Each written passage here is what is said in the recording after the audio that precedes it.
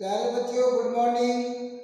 आज हम आपको क्वेश्चन नंबर 2 युग्म समीकरण का क्वेश्चन नंबर 2 निम्नलिखित समीकरण युग्म को ग्राफीय विधि से हल ज्ञात कीजिए एवं हल की प्रकृति बताइए। तो सबसे पहले हम हल की प्रकृति बताते हैं। तो हल की प्रकृति के लिए हमें क्या करना पड़ेगा? हल x प्लस वाई, इसको पक्षांतर करेंगे तो -3 बराबर 0।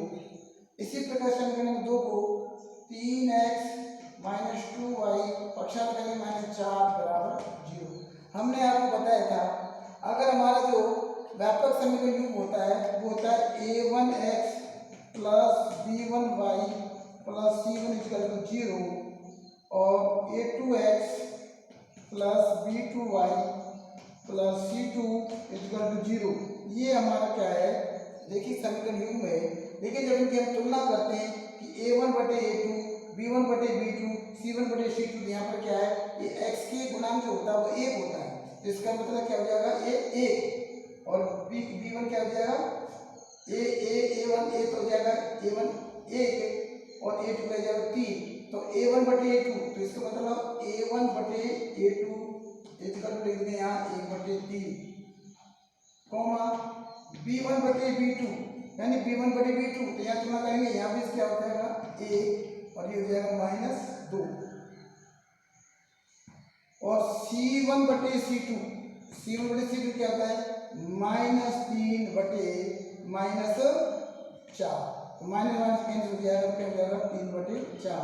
तो यहाँ हम क्या देखते हैं कि a1 बटे a2 और b1 बटे दोनों आपस में बराबर नहीं है, नॉट इक्वल टू b1 बटे b2 और c1 बटे c2 not equal to c1 बटे c2। यानी कि जरूरी नहीं है कि a1 बटे a2 not equal to b1 बटे b2 हो और b1 b2 इसके बराबर भी हो सकता है, बराबर भी नहीं हो सकता है। तो नॉट इक्वल टू c1 बटे c2 के रूप में भी हम इसको लिख सकते हैं। तो सबसे पहले तो हमें एक कंडीशन ये देखनी है कि a1 बटे a2 not equal to b1 बटे b2 इस रूप में हो, तो इस समीकरण का जो हल होगा वो कैसा होगा? अद्वितीय हल होगा। तो इस समीकरण का जो हल होगा वो कैसे होगा? एक अद्वितीय हल होगा तथा समीकरण युग्म कैसे होगा? संगत होगा। तो यहाँ लिखेंगे समीकरण युग्म का हल अद्वितीय होगा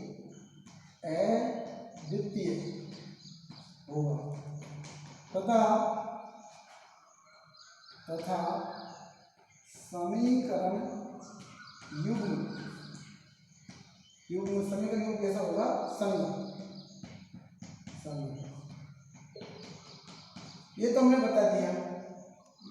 a1 बटे a2 not equal to b1 बटे b2 और c1 बटे c2 इसके बराबर नहीं है, इसलिए हम कह सकते हैं कि ये जो समीकरण होगा वो कैसा होगा? हल अद्वितीय होगा। यानी ये दोनों रेखा एक दूसरे को एक बिंदु पर प्रतिच्छेदित करेंगे। अब हमें इसको ग्राफीय विधि से हल करना है, तो उसके लिए हम ग्राफीय विधि से हल करने के लिए समीकरण फर्स्ट, हमारा जो समीकरण फर्स्ट है, समीकरण फर्स्ट एक ग्राफीय विधि से हल। तो क्या करते हैं? x प्लस वाई बराबर 3 जो समीकरण दे रखा है, तो हम क्या करते हैं? एक सारणी बनाते हैं और उसमें x और y यानी x का मान रखते हैं तो y का मान प्राप्त हो सकता है। इसको हम ऐसे भी लिख सकते हैं कि x = 3 - y। इसको इस प्रकार लिख सकते हैं x = 3 - y। अब y का मान रखें, y का मान हमने 1 रखा तो 3 में से क्या 2 x का मान, y का मान हमने 2 रखा तो 2 रखने पर 3 में 2 गए तो x का मान 1, y का मान हमने 3 रखा तो इसमें से क्या हो जाएगा? 3 में 3 गए तो 0। तो इसके जो निर्देशांक हो जाएंगे वो सबके जो फर्स्ट है उसके निर्देशांक हो गए। निर्देशांक इसको मान लेते हैं हम a b और c। तो a के निर्देशांक जाएंगे 2 और 1 और b के निर्देशांक 1 और 2 और c के निर्देशांक जाएंगे 0 और 3। ये हमारे समीकरण फर्स्ट के क्या कहलाएंगे? निर्देशांक कहलाएंगे। इसी प्रकार हम समीकरण सेकंड हमारा 3x - 2y = 4, इसको भी हम लिख सकते हैं इसको पक्षांतर कर दीजिए तो 3x बराबर 4 प्लस 2y, या this implies x is equal to 4 plus 2y लिख करके उसमें हम 3 का भाग देंगे, यानी इस 3 का भाग इसमें दे देंगे।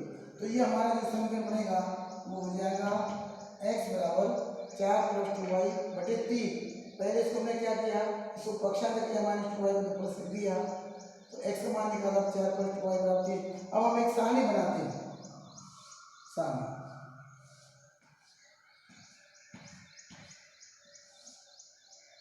x y। अब इसको मान लेते हैं p बिंदु p q और इसको r मानते हैं। अब सबसे पहले हमें क्या करना है कि यहाँ पर हमें y का एक ऐसा मान रखो जिनको जोड़ने पर इन दोनों जोड़े 3 का भाग, जैसे y बराबर हमने 1 रखा, y बराबर क्या रहेगा 1, तो 2 को 1 से गुणा करेंगे 2, और 2 में 4 जोड़े कितने होते हैं 6, और 6 में 3 का भाग देंगे तो 3 बार गया 2 बार। हमने क्या रखा, y का मान रखा, y का मान क्या रखा 1, तो 1 को 2 से गुणा करेंगे तो 2, 2 को 4 में जोड़ेंगे तो 6, 6 में 3 का भाग देंगे तो 3 दूनी 6। अब मान लीजिए हमने y बराबर 2 रखा, तो 2 दूनी 4, 4 में 4 जोड़ेंगे 8 होते हैं, 8 में 3 का भाग नहीं जाता। अब हमने रखा -3 रखा, -3 रखा, तो -3 रखो इसमें, तो 3 दूनी 6, 6 में अगर 4 का भाग, 6 में से 4 से -2 बचे, -2 में 3 का भाग देते हैं, पूरा भाग नहीं जाता। तो हम मान इस प्रकार से रखते रहते हैं कि जब तक मान x का जो मान आता है वो बटे में आओ। अब हमने रखा y बराबर 4 रखा, जैसे y बराबर में 4 तो 4 दूनी 8, 8 में 4 जोड़े तो कितने होते हैं 12, 12 में 3 का भाग, तो y बराबर क्या रखा हमने 4, तो ये क्या हो जाएगा, हम इसको लिख सकते हैं x बराबर 4 प्लस 2 इंटू 4 बटे 3। इसका मतलब 4 दूनी 8 बटे 3, इट मीन 12 बटे 3, 3 से काटेंगे तो 4। तो x का मान हम कैसे निकाल सकते हैं, y का मान हमने क्या रखा है 4 है, तो 4 दूनी 8, 8 को 4 जोड़ के 12 है, 12 में जब 3 का भाग 3 चौको 12, तो x का मान क्या है 4। अब मान लीजिए हम और मान रख सकते हैं, ऐसे मान और रख लीजिए, जैसे हमने y बराबर हमने लिखा y बराबर जैसे 4 लिखा 5 लिखा, 5 अगर 5 10, 10 में 4 14 3 भाग पड़ जाता है। y बराबर 6 रखा, 6 दूनी 12, 6 दूनी 12, और 12 में से अब 12 में 4 जोड़ के कितने होते हैं 16 में 3 भाग ले जाते, 6 रखने पर हमने 7 रखा, 7 दूनी 14, तो एक y बराबर हमने क्या रखा 7, तो 7 रखिए, देखो तो 7 दूनी 14, 14 में 4 जोड़ कितने होते हैं 18, 18 में 3 भाग कितने होते हैं 6, तो y का मान हम क्या रख सकते हैं 7, तो 7 दूनी 14, 14 में 4 जोड़ 18, 18 में अगर हम 3 का भाग देंगे तो 6 किया 18, तो क्या लिखा हमने y बराबर 7, देखिए x is equal to 4 plus 2 into 7 बटे 3 बराबर 4 प्लस 7 दूनी 14 बटे 3, 14 बटे 3 जोड़ेंगे तो क्या हो जाएगा 18 बटे 3, 3 6 की 18। तो x का मान हम क्या निकाल सकते हैं, x का मान हम 6 निकाल सकते हैं। हमने क्या रखा है y बराबर 7 रखिए, तो this implies x is equal to 4 plus 2 into 7 बटे 3 बराबर 4, 7 दूनी 14 बटे 3 बराबर 14 4 18, 18 बटे 3 कितने बार देना 6 बार, तो 6 बार। तो इस प्रकार हम y का मान रख सकते हैं, x का मान भी रख सकते हैं। तो ये जो हमारा समीकरण है, तो इसके निर्देशांक जो होंगे p इक्वल टू 2 और a, q इक्वल टू 4 और r इक्वल टू 6 और 7, इस प्रकार हम ये मान देख सकते हैं, और ये हमारे समीकरण नंबर 2 के निर्देशांक है। अब मान लीजिए हमें ग्राफ बनाना है, ग्राफ के द्वारा सिद्ध करना है, तो ग्राफ बनाने के लिए हम सबसे पहले ग्राफ बनाते हैं। तो हमारे निर्देशांक लिखे हुए हैं, तो ग्राफ कैसे बनाएंगे हम, ये हमारा ये एक्स अक्ष है और ये एक्स डैश अक्ष, ये वाई है और ये वाई डैश है। अब इसको हम समान भाग बांट दें, ऐसे ऐसे समान भाग करेंगे, ऐसे समान, इसी प्रकार से समान भाग।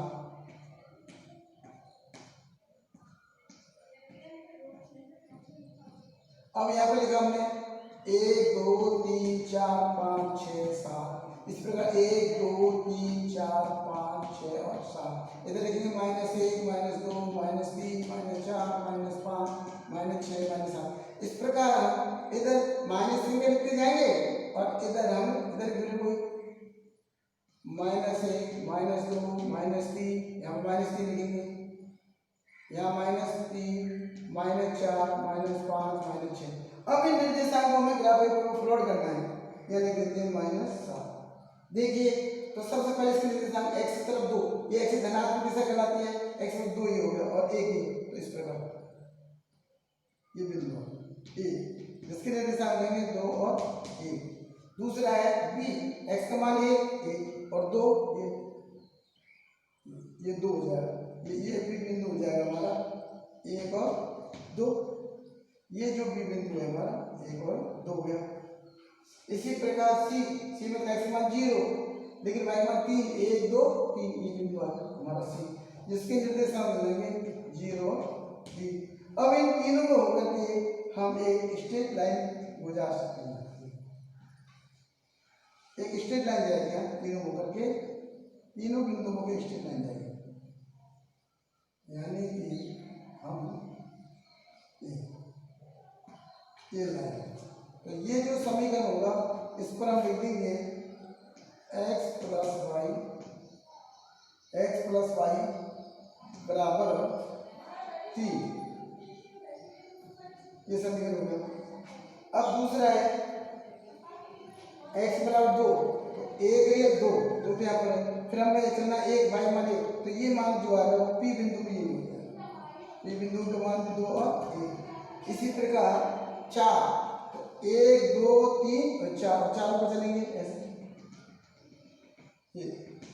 ये 4 बिंदु हो जाएगा, ये हो जाएगा p q 4 और 4। फिर r 6, 1 2 3 4 5 6 और 7 ऊपर ऐसे, और 7 यहाँ पर है 7 बिंदु, इसको और आगे बढ़ा देते हैं, यहाँ पर y हो जाएगा और यहाँ आएगा 7, तो ये बिंदु आ जाएगा p q r, इसके मान है 6 और 7। अब हम क्या देखते हैं, इन तीनों बिंदुओं में होकर के एक स्ट्रेट लाइन गुजार देंगे, ये तो इस प्रकार एक स्ट्रेट लाइन गुजरेगी और ये हमारा जो बिंदु है 5 6 पे यहाँ पर हम ये 6 हमारा और ये हमारा बिंदु आ गया, तो इसमें होकर के एक स्ट्रेट लाइन गुजरेगी सीधी, और ये जो समीकरण होगा हमारा वो हो जाएगा 3x - 2y बराबर 4। अतः ये दोनों ने एक बिंदु पर काटा है, दोनों ने क्या किया है, एक बिंदु पर काटा है, इसलिए हम ये और ये, तो यह हो जाएगा x बराबर यहाँ से 1 2 और y बराबर क्या हो जाएगा 1।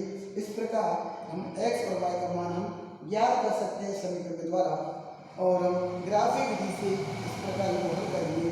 आज हम इतने बताएंगे। धन्यवाद, थैंक यू।